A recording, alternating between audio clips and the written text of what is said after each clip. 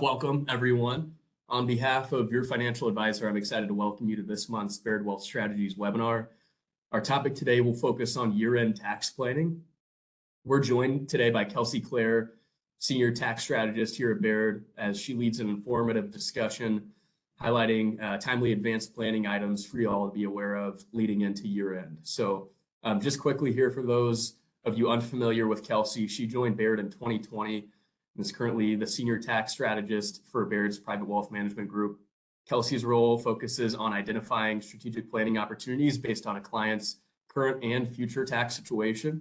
She is also responsible for researching, writing, and speaking on important tax issues that impact Baird clients. So we're very grateful to have her on today. Before I turn over to her, I have just a few housekeeping items to highlight. First off, here for optimal viewing, we suggest setting your layout to the side-by-side view via the circle in the upper right-hand corner of your screen. All of the participants here are in a listen-only mode, but we would love to hear from you throughout the call. We'll host a Q&A session at the end of the call to address as many questions as time permits.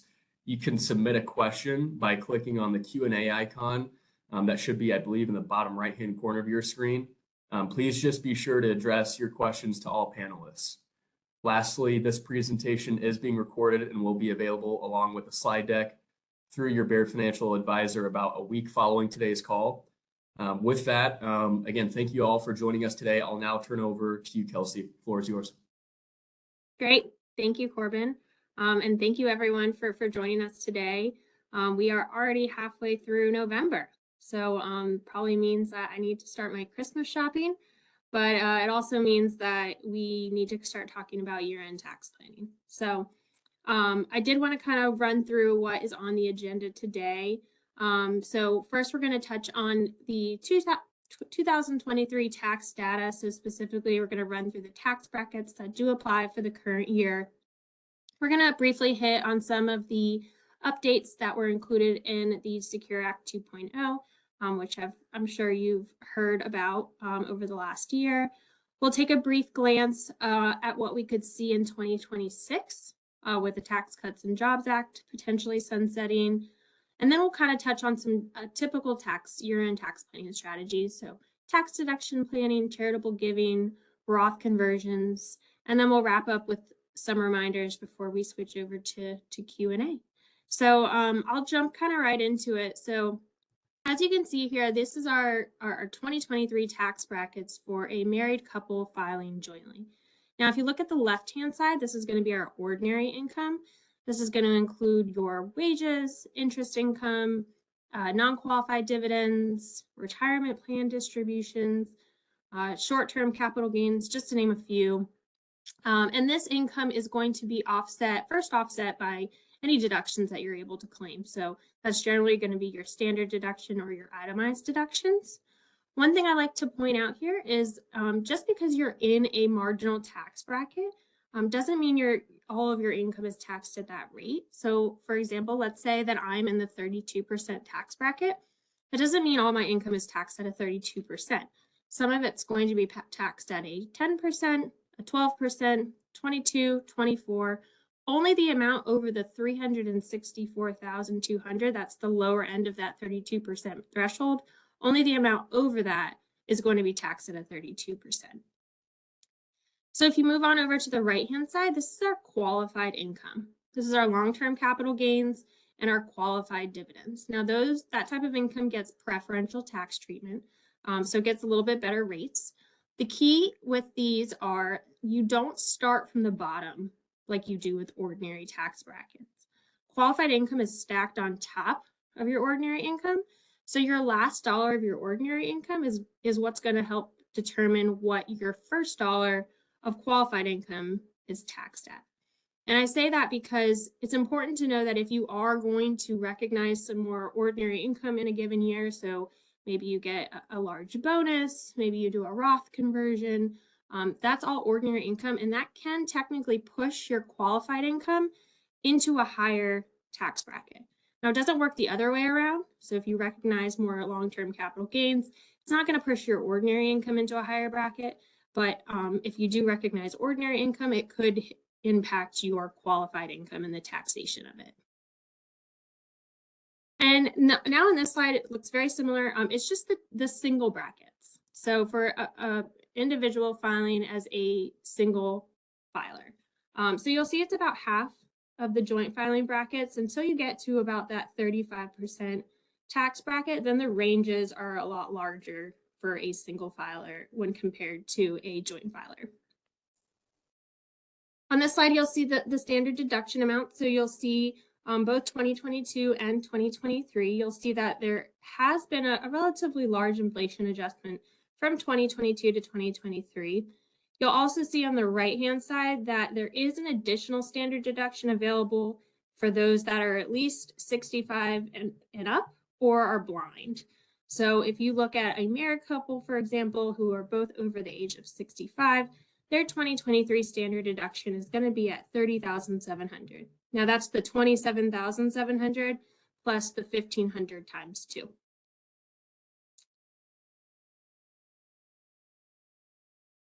All right. So how do these brackets, how do these deductions impact our tax planning?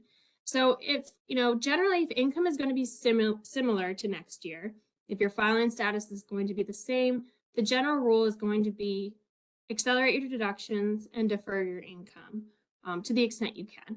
So you're trying to reduce your current year tax liability and you're trying to defer tax to the following year. Now that might not be the strategy if you have a change in filing status. So let's say you're retiring or you're getting married or going through a divorce or there's been a death. This same criteria or these same planning strategies might not apply for you. So there's a few things you want to keep in mind if you do have a change in filing status. So does one spouse work? Do both spouses work? If they do both work, is income relatively similar? Are there dependents or their children involved? Who pays more of the itemized deductions? So it is not a one size fits all. The best way to make a decision is to have your tax preparer run a tax projection to really determine if you should accelerate or defer your income and deductions to the extent you can. Another consideration I like to call out is if you have a change in your resident state. So generally income is going to be taxed in the state you're a resident of at the time it's recognized. So let's say you're moving from a high tax state to a low tax state, or even better, a state with no income tax. In that case, you might want to defer your capital gain recognition if you can, or wait to do a Roth conversion because you prefer to push that income into a year where you don't have a state income tax. So I did want to give a quick update on the legislative updates. We've had a pretty quiet year in 2023, but we did have a larger bill pass at the very end of 2022, right after Christmas time, and that was the Secure Act 2.0. So this was not as significant as Secure Act 1.0, but it did have some impactful changes in there. Just to name a few, we like to call it the expanded Rothification of some saving strategies. So that bill did include some incentives and mandates for individuals to use Roth accounts over the traditional accounts. It also included some enhanced retirement savings options, some reduced penalties on retirement plan withdrawals. So a lot of smaller items, none of the major changes that have kind of been discussed over the past year and a half. I'm thinking Build Back Better. That was a huge topic last year where, there was a potential they would force distributions for very high retirement account balances. They were talking about higher ordinary and capital gain tax rates for higher earners. So none of that was included in here. This was all very specific to the retirement side of things. So one of the, I'd say, most talked about change in the Secure Act 2.0 was the delay in RMD start age, the required minimum distribution date. So if we think pre-Secure Act 1.0, that age was 70 and a half. Secure Act 1.0 changed that to age 72. And now Secure Act 2.0 changed that to 73. Now that is technically effective for 2023. But if you think about it, if you turn 73 this year, you were 72 in 2022. So you were already subject to RMDs starting in 2022. So this doesn't really impact you. It's really going to apply to those who are turning 72 this year. So next year in 2024 is going to be their first RMD year. The RMD age has been extended even further to age 75 if you're born in 1960 or later. This doesn't take effect for a few years, though. One of the other, I'd say, relatively highly talked about topics in Secure Act 2.0 was the rollover opportunity for 529 plans to Roth IRAs. Now, this is technically effective for 2024. It comes with a $35,000 lifetime limit. It has to be an older 529 plan, one that's been open for at least 15 years. But it did come with a lot of strict rules, and there's still a lot of unknowns about this provision. So we are waiting on additional guidance from the IRS. So definitely something to consider in the future, but we're still waiting on a few additional items to work out the kinks there. So another change in Secure Act 2.0 is with QCD. So in Secure Act 2.0, you can now make a one-time gift or QCD to a charitable remainder trust or a charitable gift annuity. Now, this is effective for 2023. It is a $50,000 lifetime limit, so it's once in a lifetime, up to $50K. So it's not a super substantial amount, and given that smaller dollar value, it might not be worth the expense to administer a charitable remainder trust, because those typically come with some pretty high administrative expenses. The charitable gift annuity might be used more often in this case. Another thing to keep in mind with this is if you did fund a CRT or a charitable gift annuity with a QCD, no other gifts can be made to the trust. So it's a one-time $50,000 limit. And then the other big item is no more RMDs from Roth 401ks. Now, this is effective for 2024.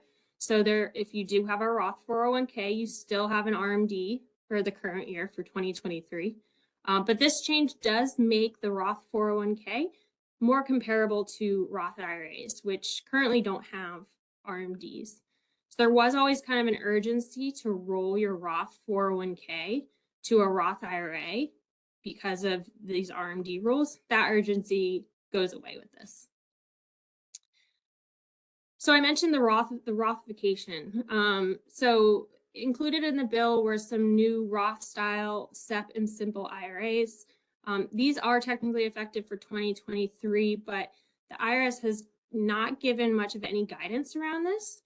So, brokers, dealers need some additional guidance from the IRS around the administrative side of these. So for that reason, not many providers have offered these up yet.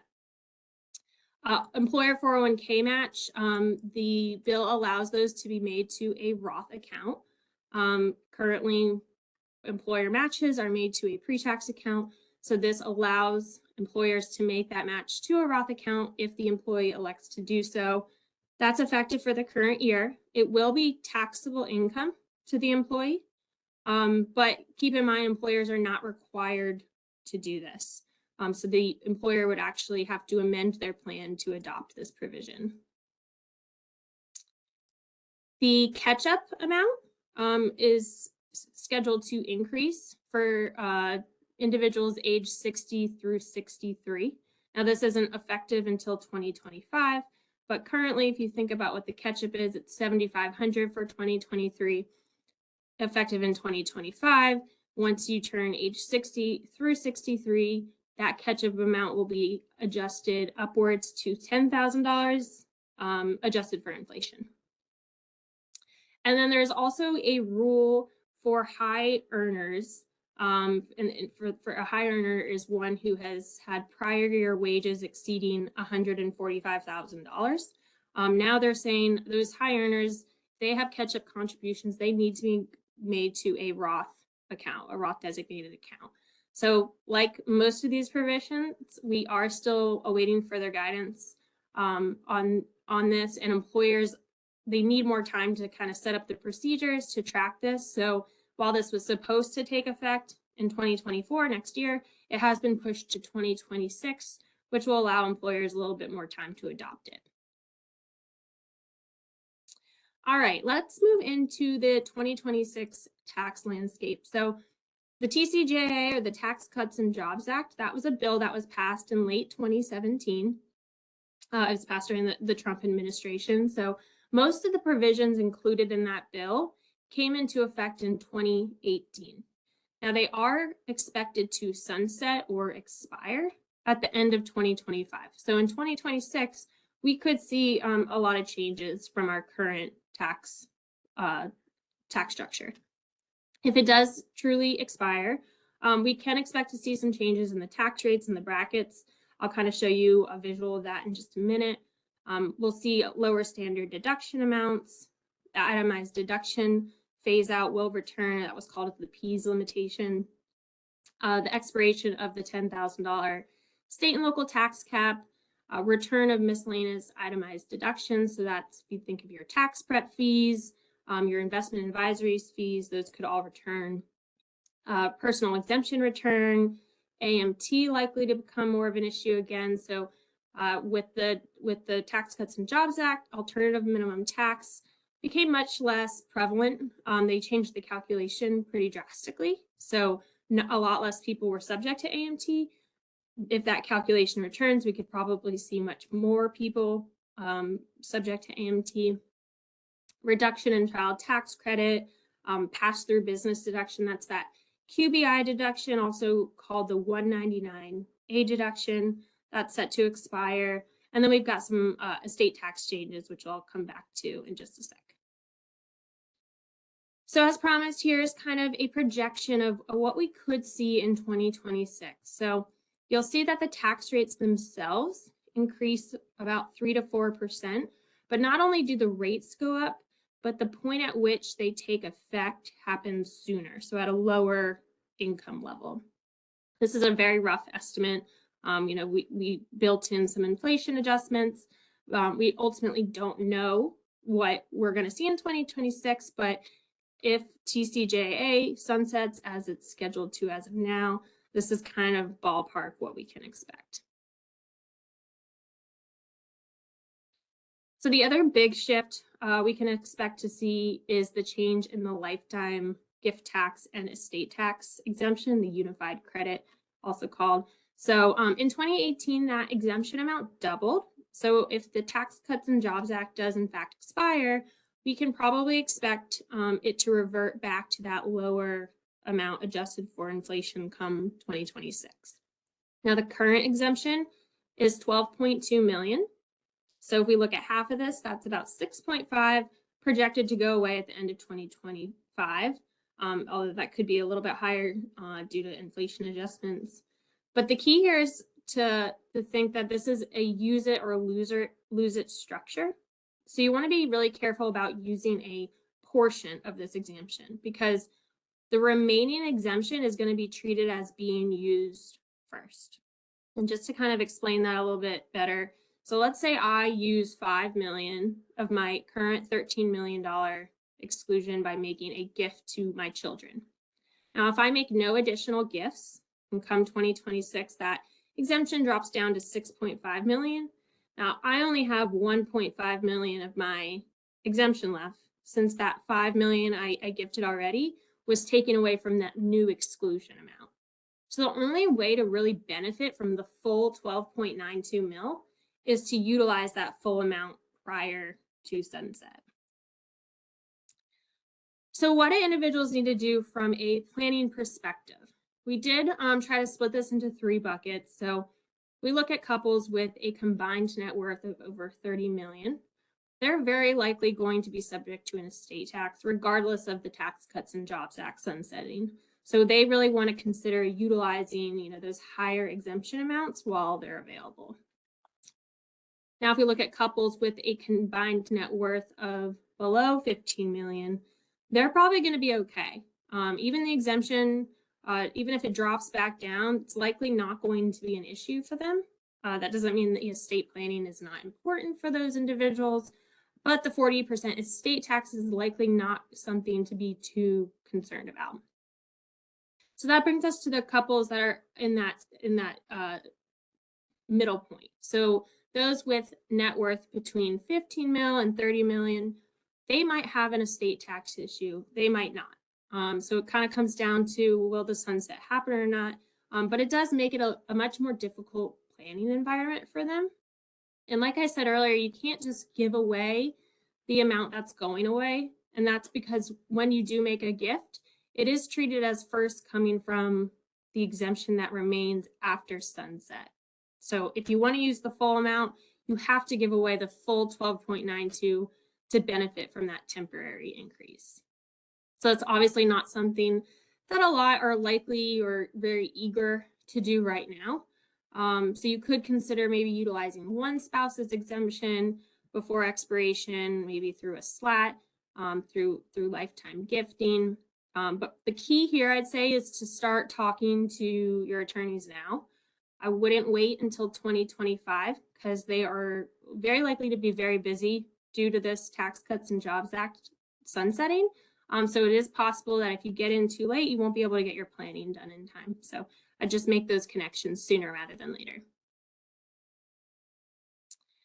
All right, now we'll kind of move into some, our general year-end tax deduction planning. So I touched already on the standard deduction and what those amounts were. I like to consider the standard deduction kind of a freebie deduction from the IRS. Now, if you look on the right-hand side, this is our itemized deductions, or our most common itemized deductions. The only way you can claim itemized deductions is if the sum of these exceed the standard amount. Now, that's become a lot harder because these standard deduction amounts have increased so substantially since the Tax Cuts and Jobs Act was passed. But it's also difficult because a lot of these deductions have their own little caps built into them, or their own limitations. So we look at the state and local tax deduction, that's the SALT cap. That is capped at $10,000 per year. Charitable gifts are capped at a percentage of your AGI. Mortgage interest is capped on the size of the loan, the mortgage loan. And your medical expenses have to exceed a certain AGI threshold in order to be deductible. So because of the higher standard and because of these little caps that are built into each one of these deductions, you'll see that it is a lot harder to itemize these days. If we look at the past, the historical norm for 2017 and earlier was about 70% would claim the standard, 30% would itemize. Now, since the Tax Cuts and Jobs Act was passed, we're seeing more of a 90-10 split. So you're seeing a lot less being able to itemize. Because of this, we really want to make sure we are maximizing those itemized deductions so you're getting the most benefit you can from them. And that kind of brings me into bunching of deductions. So bunching is where you're accelerating or deferring your deductions between years to maximize their benefits. So you're really just being more strategic in how you're paying those deductible expenses. Now, the goal is to move back and forth between the standard deduction and the itemized deduction. So again, if you look at a single filer, their standard deduction is $13,850. If you're looking at an itemized deduction year, you need all those expenses to exceed that $13,850. Now, bunching is not a new concept. It's been around for as long as we've had itemized deductions, but it does require a multi-year tax planning outlook to manage around that higher standard deduction amount. So I always find it a lot easier to understand bunching by going through an example. So if we look at this couple, they have the $10,000 property taxes, they have their mortgage interest they pay every year. Those two aren't too easy to manage. It kind of is what it is. You have to pay it when you pay it. But you'll see that this couple pays $7,000 to charity each year. And because their total itemized deductions is just falling short of the standard of 27.7, they're taking the standard deduction every single year. So they're not getting a benefit for any of those charitable contributions or really for any of their expenses. Now, let's say instead of giving $7,000 per year, they give $14,000 every other year. So they did 14 this year, none next year, 14 in 2025, and none in 2026. So the total amount of expenses paid and contributions made hasn't changed at all, but by being more strategic in their timing, they're actually able to increase their deduction by about $12,000. So again, no change in the outflow of cash, just by timing it correctly, they were able to substantially increase their deduction amount. This works the other way as well. So same situation, couple has the $10,000 in property tax, no mortgage interest, but they're making $20,000 in charitable contributions every year. Every year their deduction does exceed the standard, so they are getting to itemize their deductions. But if they instead bunch these deductions and instead of doing 20 per year, they do 40,000 in every other year, they're able to increase their deduction amount by over $35,000. So again, they're not making any changes to how much cash is ultimately going out the door. They're just timing it up correctly, able to really maximize those deductions. Now, I do, when I suggest this, sometimes get some alarm bells go off because I know a lot of people have agreements with their chosen charities. Charities are expecting a certain amount each year, and that's where a donor advised fund can really be helpful. With a donor advised fund, you can front load the fund and get the deduction up front, and ultimately not distribute the funds from the DAF to the charity until a later time. So a donor advised fund is a great tool to allow you to maximize your deductions while also allowing the charity to receive your donations at an ideal cadence. So since we kind of, hit on charitable giving, let's go through some of the rules around charitable contribution deduction planning. So again, it is only available, the deduction for charitable contributions, only available if you itemize. Now the deduction is limited to a percentage of your adjusted gross income. That's your income before other deductions. So before itemized deductions, before the standard deduction. And the limits are going to be based on the type of charity you're giving to and the type of property you're giving. So let's say I'm giving to a public charity. If I'm giving cash, I'm going to be subject to a 60% of AGI limit. And if I'm giving long-term gain property, we're looking at a 30% limit. Now, if we shift this and let's say I'm giving those items to a private foundation, then those percentages drop to 30% and 20% respectively. Now, if your deduction is limited due to these AGI limits, you can carry forward the excess for up to 5 years. The one thing you want to keep in mind here is that any current year contributions are going to be deducted before the carryovers are. So let's say if you're someone that gives a substantial amount every year, it is possible that that excess will never be able to be deducted. It might expire before you're able to. So you want to factor that into your annual giving plan.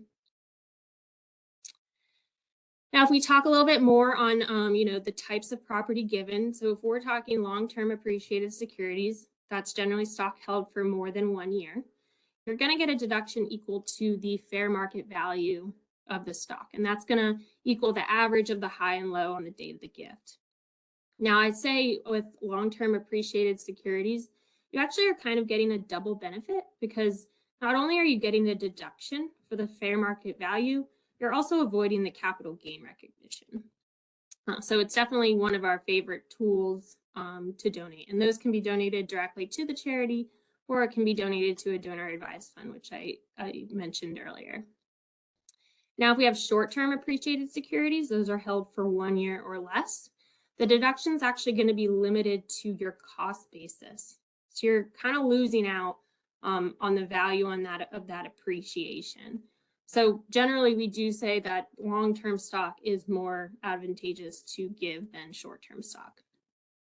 I also would call out, try to avoid giving depreciated securities. So securities where your cost basis is higher than the fair market value. And that's because the deduction is going to be limited to that lower fair market value. It would be more advantageous to sell the stock, claim the loss and deduct it on your tax return, and then donate the cash. So now kind of move into QCDs, qualified charitable distributions. This is definitely the most efficient way to give to charity. What it is you're basically, an IRA owner is basically making a direct gift from the IRA to the charity. So there's no deduction per se, but the distribution is not going to be taxable on your tax return. This can be really great because it can count towards your required minimum distribution for the year.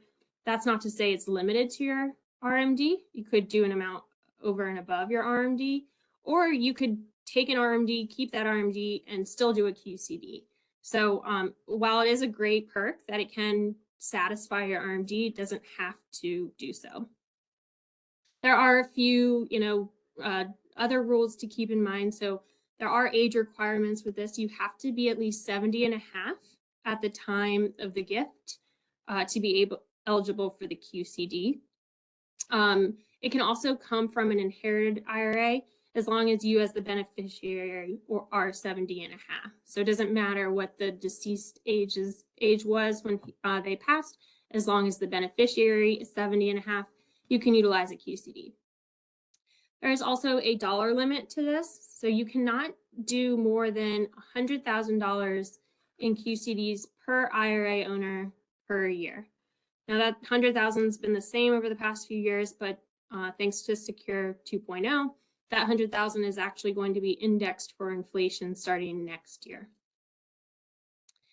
Also, some other rules, it must go directly to the charity. So you can't take a distribution and then give to the charity. It has to go directly from the IRA in order to not be included in your adjusted gross income or not get have a taxable distribution. Cannot go to donor advised funds or private foundations. And new rule, which I kind of mentioned earlier, Secure Act 2.0 does now allow it to go to charitable gift annuities or charitable remainder trusts starting in 2023, but subject to a $50,000 lifetime limit.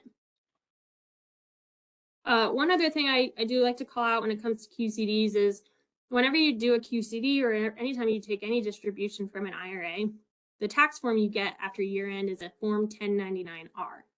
Now, the 1099-R doesn't have any coding on there that indicates a QCD was done. So your tax preparer is going to have no way of knowing that you did do a QCD and that distribution shouldn't be taxable. So it's very important you tell your CPA or your tax preparer if you did any QCDs during the year so that they know how to code it on your tax return.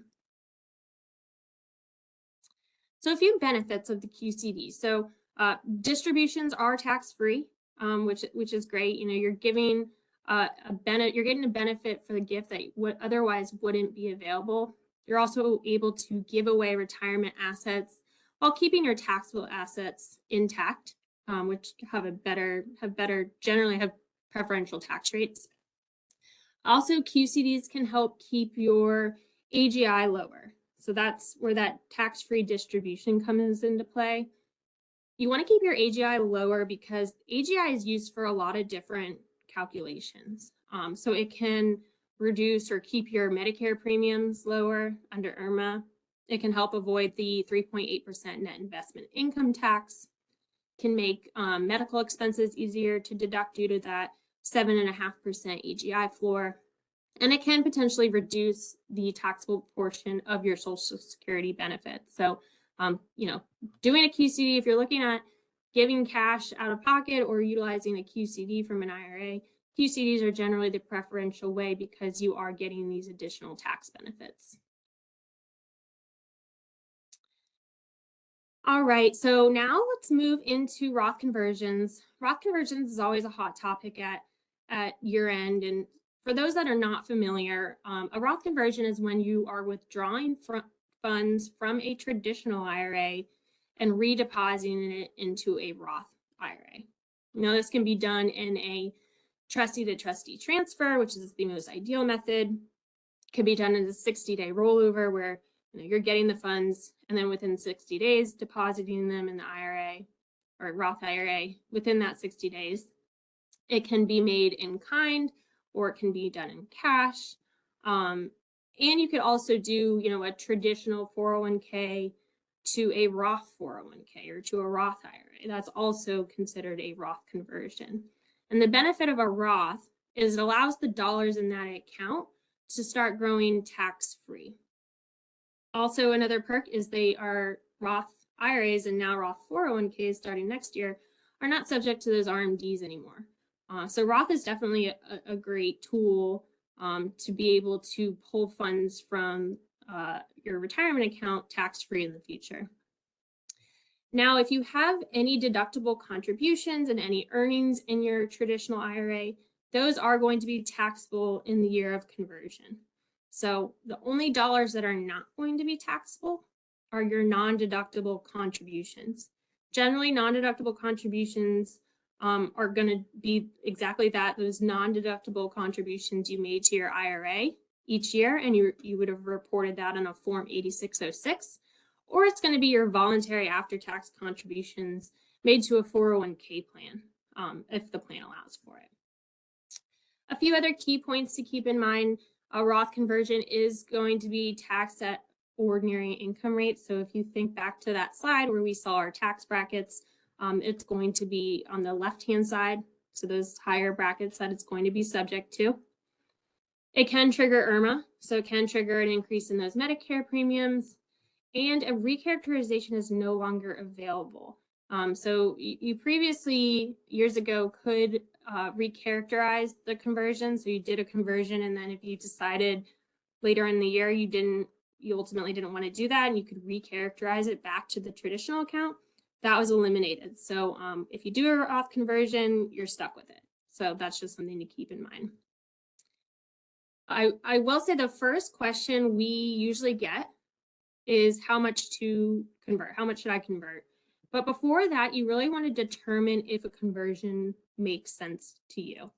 And I say that there's generally 3 things you want to focus on here. First is how to pay the conversion tax. So it is hard to justify if doing a Roth conversion if you're going to use the IRA to pay the tax cost. That's especially true if you're under age 59 and a half, because the amount that you don't convert is going to be subject to a 10% penalty.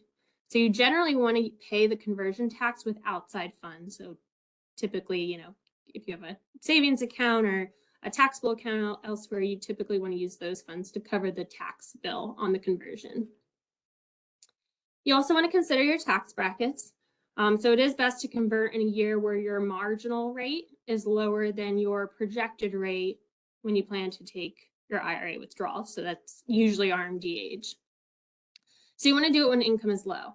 That's those trough years a lot of times between retirement and the start of Social Security and RMD age. That's not to say it's impossible to overcome the higher tax rate at conversion. If the Roth was given enough time, it could substantiate that higher tax, but generally you want to see a lower tax rate in the conversion year.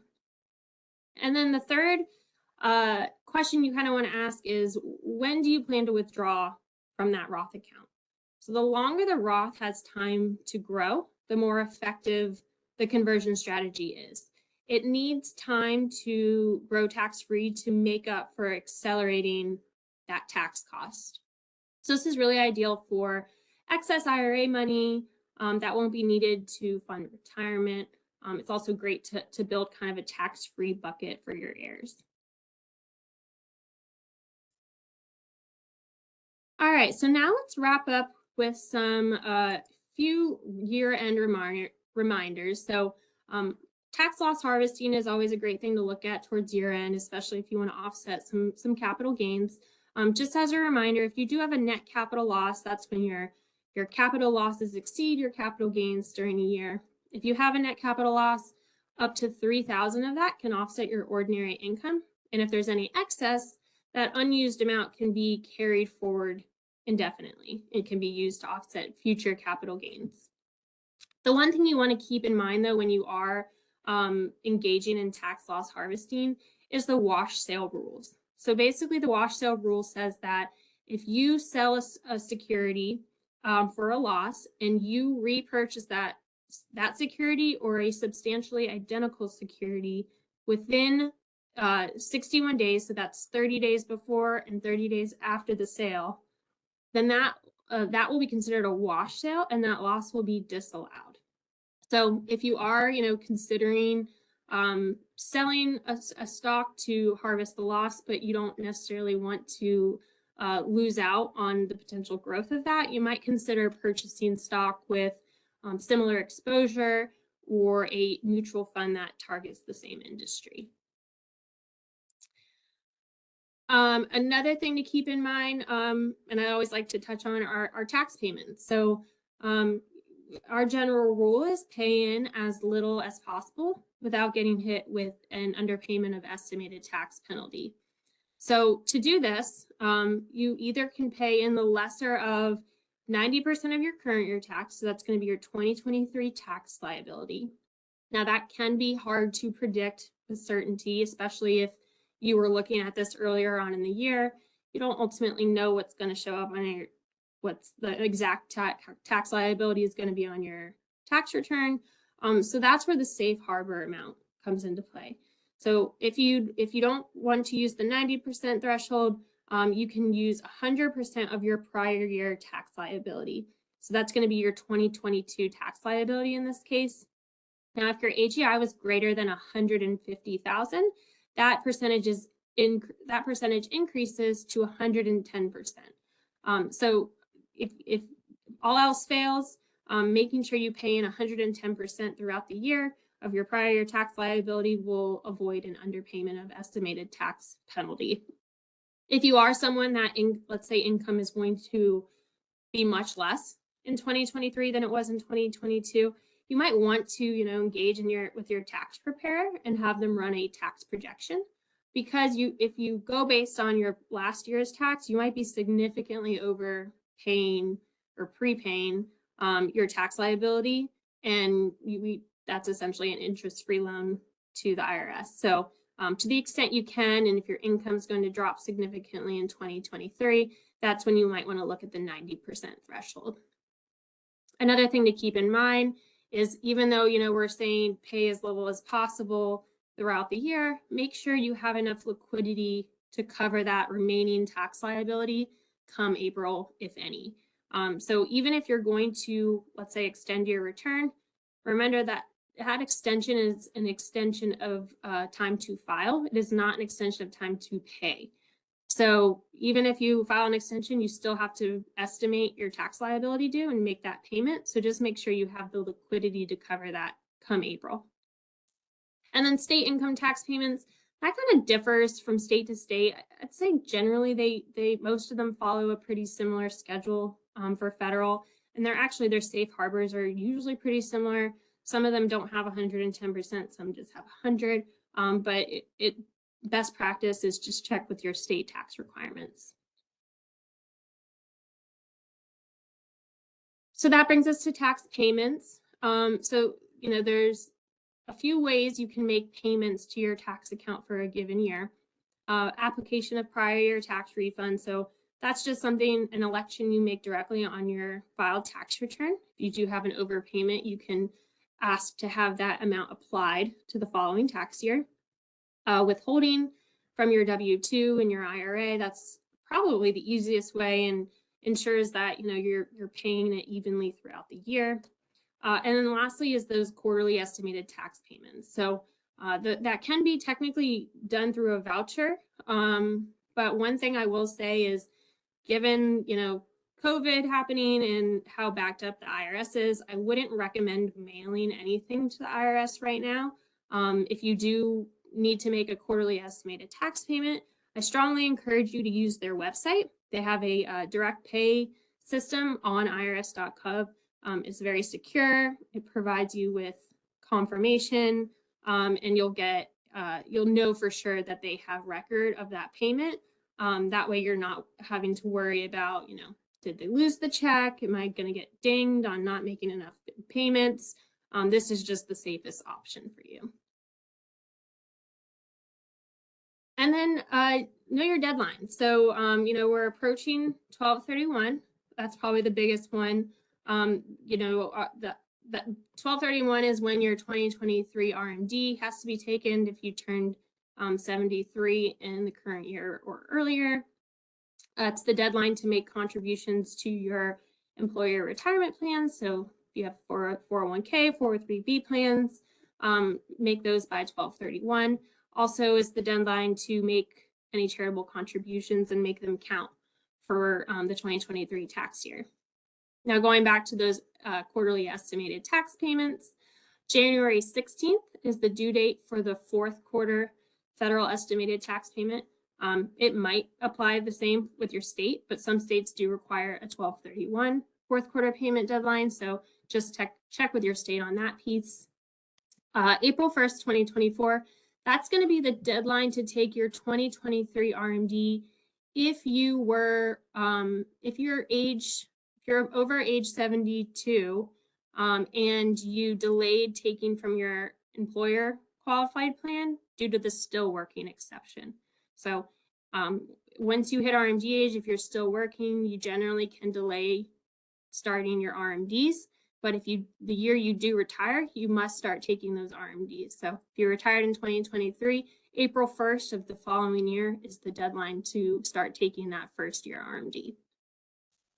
And then April 15th, which we all know that day, is tax day. So a lot of times that date falls on a holiday or on a weekend, which can cause it to get pushed. Not this year. It is truly April 15th this year. So that's going to be the deadline to contribute to your traditional IRA, Roth IRA, your HSA for 2023.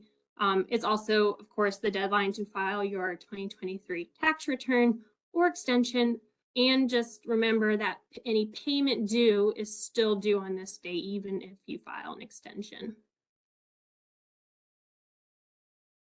And next steps. So, I'd say engage with your tax advisor.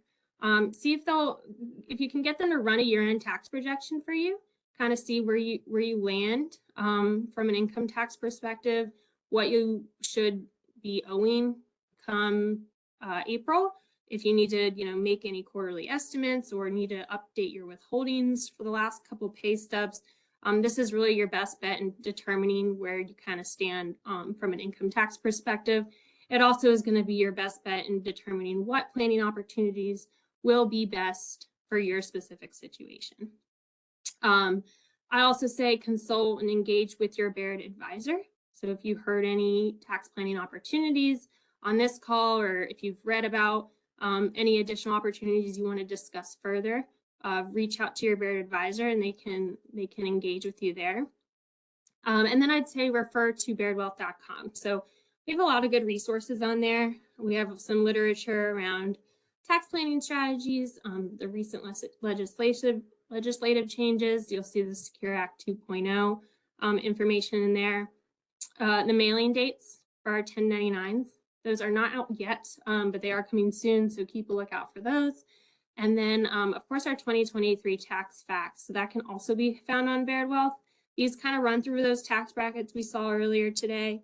Runs through the standard deduction amounts, kitty tax, estate planning's on there. So a lot of good information on there that will just help you as you wrap up 2023 and finish your year-end tax planning. So that is all I had for you today. I think Corbin, did you want to wrap it up before we get to Q&A here? Yes, Kelsey, just a huge thank you first for sharing all of these insights with us. Just before we dive into Q&A here, and before we start with the first question, I want to take a moment to remind everyone that if you would like to ask a question, you can do so via the Q&A icon on the bottom right-hand side of your screen. And again, please address your questions to all panelists. So with that, Kelsey, I'll kick to you. I'm not sure if there's one you wanted to start with. Yeah, sure. Specifically there. I have a few that I can pull up here. So one of the questions I'm seeing is, what is SALT? And that's probably an on my part. SALT it stands for state and local taxes. And that's just typically a short way to say it, but it is your state and local tax deduction. Now that is subject to a $10,000 cap each year. And that was brought on by the Tax Cuts and Jobs Act. So that is what I mean when I say SALT, or if you see SALT red, that is referring to that tax deduction on Schedule A. I have, if I turn 72 this year, when is my first RMD? So it looks like this question came in a few times. So if you turn 72 this year, that means that you are subject to the new RMD age of 73. So 2024, which is the year you turn 73, it's going to be your first RMD year. But since your first RMD year, you don't technically need to take that payment by 12/31. You can actually wait until April 1st the following year. So your 2024 RMD is not going to be due until April 1st of 2025. Keep in mind though, if you do delay your first RMD to that April 1st of the following year, you will have to take 2 years worth of RMDs. So if you delayed 2024 to 2025, you'll need to take your 2024 RMD as well as your 2025 RMD in the 2025 tax year. So something to just keep in mind there. If I turn 73 this year, do I have to take a 2023 RMD? Yes, you do. So if you turn 73 this year, you turned 72 last year. So you were subject to those old rules when they were in place. So your 2023 RMD is going to be due this year by 12/31. Are you subject to the 10% early withdrawal penalty if you do a Roth conversion prior to age 59 and a half? So you are only going to be subject to that 10% early withdrawal penalty if you don't convert the full amount. So if, let's say you do a Roth conversion and you use a chunk of your IRA to cover the tax implications on that, then you will be subject to a 10% penalty on that tax withholding amount because that wasn't deposited into the Roth IRA. So it's essentially treated like a taxable distribution to you. Can I do a QCD to a donor advised fund?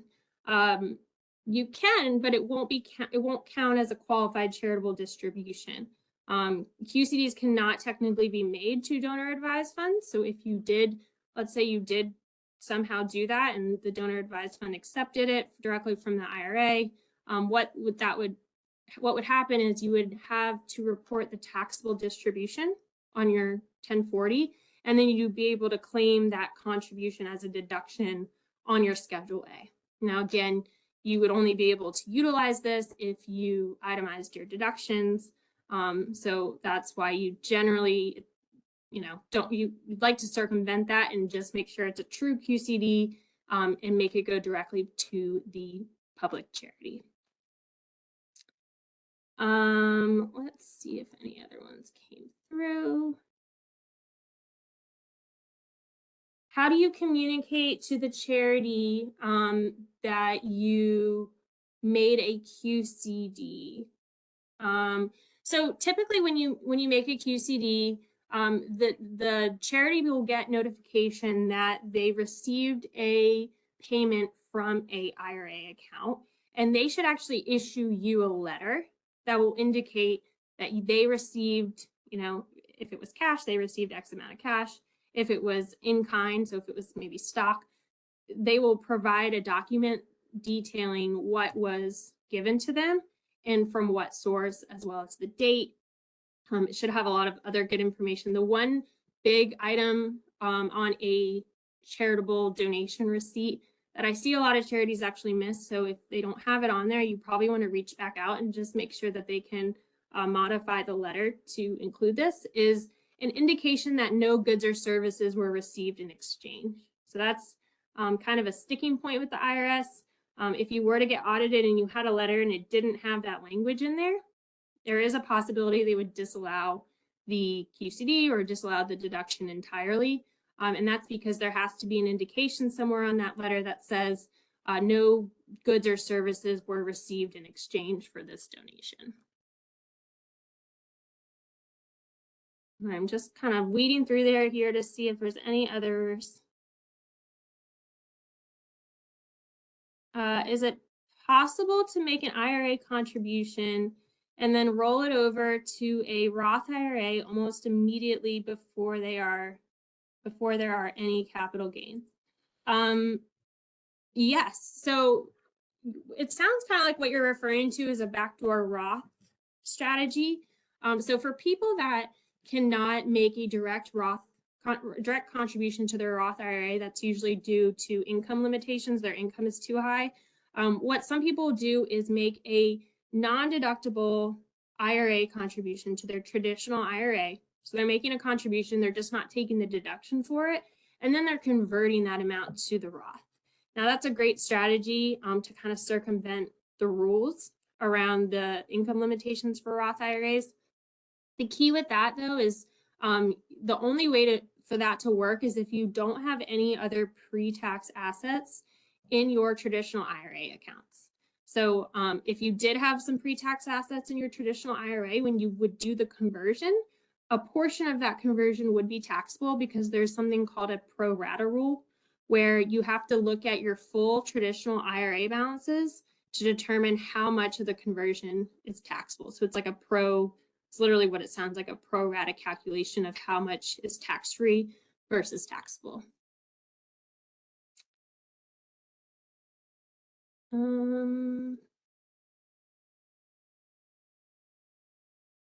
think I've kind of touched on all the questions. So I think we can wrap it up. If I missed one and we didn't get to your question, please reach out to your Baird advisor and they'll make sure to follow up with us and we can get your questions squared away.